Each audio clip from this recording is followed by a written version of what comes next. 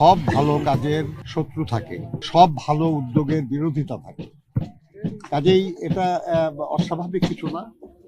আমাদের শহীদ হাদির ঘটনাটাও এরই অংশ, যে যারাই দেশের জন্য, দেশের স্বাধীনতা সার্বভৌমত্বের জন্য এবং দেশের কল্যাণের জন্য কাজ করতে চায়, তাদেরও শত্রু থাকে এবং সে শত্রুরা চেষ্টা করে যাতে এই ভালো কাজের, মঙ্গলময় কাজের গতি থামানো না গেলেও যেন ধীরও করা যায়। কিন্তু আমি বিশ্বাস করি যে দেশের মানুষ তারা আন্দোলন সংগ্রামে পুড়ে খাঁটি সোনা হয়ে গেছে। কাজেই তাদেরকে এসব কোনো অপকর্মের দ্বারা ঠেকায় রাখা সম্ভব হবে না। নির্বাচন পরিচালনার একটা বিষয়, আর ইশতেহারটা একটা রাজনৈতিক ব্যাপার। এটার জন্য আলাদা একটা টিম কাজ করছে। আমার ধারণা খুব শিগগিরই হবে, কিন্তু এটা নির্বাচন পরিচালনা কমিটির কাজ। দলের মধ্যে যারা দলের সিদ্ধান্তের বাইরে যারা প্রার্থী হয়েছে, সেটাকে দেখা, সে ব্যাপারে ব্যবস্থা নেওয়ার দায়িত্ব কিন্তু দলের, নির্বাচন পরিচালনা কমিটি না। তারপরেও আমরা যেটা বলবো সেটা হলো যে দেখেন, আমাদের মতো একটা এত বড় দলে যোগ্য প্রার্থী প্রচুর। সেখানে অনেকেই দলের সিদ্ধান্ত মনে করেছে আর কি, যে সিদ্ধান্ত হচ্ছে তাকে যদি মনোনীত করা হতো তাহলে আরো ভালো হতো। তারা সেই জন্য চেষ্টা করছে এবং প্রত্যাহারের সময় শেষ হয় নাই। আমরা আহ্বান জানিয়েছি তাদেরকে যে দলের সিদ্ধান্তের প্রতি যেন তারা শ্রদ্ধাশীল হয়ে তারা মনোনয়নপত্র প্রত্যাহার করেন।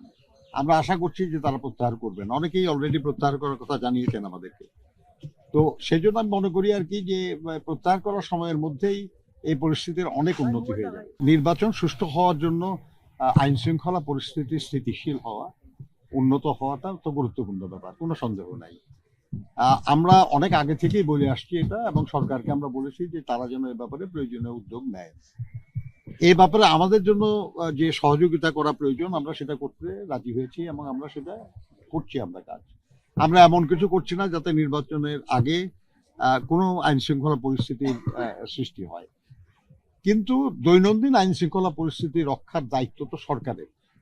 এই ব্যাপারে আমরা সরকারকে আহ্বান জানিয়েছি এবং আবার আহ্বান জানাবো যে তারা যেন অত্যন্ত সক্রিয় হয় এবং কৌশলী হয়। মনে রাখতে হবে আর কি, যে যারা নির্বাচনটা এই সময় হোক চায় না, কিংবা যারা নির্বাচনের মাধ্যমে দেশে গণতন্ত্র উত্তরণ ঘটুক এটা চায় না, কিংবা যারা বাংলাদেশেরই একটা স্থিতিশীলতার বিপক্ষে, তারা তো সবাই চেষ্টা করবেই তারা আর কি, যে নানান রকমের ঘটনা ঘটিয়ে একটা অবস্থার সৃষ্টি করা। কিন্তু আমরা ধারণা করি আর কি, যে সরকার প্রয়োজনীয় উদ্যোগ নেবে এবং আইন শৃঙ্খলা পরিস্থিতির উন্নতি হবে। বহু বছর আমাদের যে ছাত্র সংগঠন, তারা বিশ্ববিদ্যালয় বা কলেজগুলিতে ঢুকতে পারে নাই, তারা কাজ করতে পারে নাই। কিন্তু যে সংগঠনটা মোটামুটি ভালো এখন ফলাফল করছে, তাদের সম্পর্কে আপনারা জানেন যে তারা তাদের পরিচয় গোপন করে সরকারি দলের সঙ্গে থেকে তারা কাজ করেছে। এটা সুফলটা তারা এখন ভোগ করার চেষ্টা করছে। এটা, এই কৌশলটাকে আমরা কখনোই ভালো কৌশল হিসেবে মনে করি নাই, ওই কৌশল আমরা গ্রহণ করি নাই।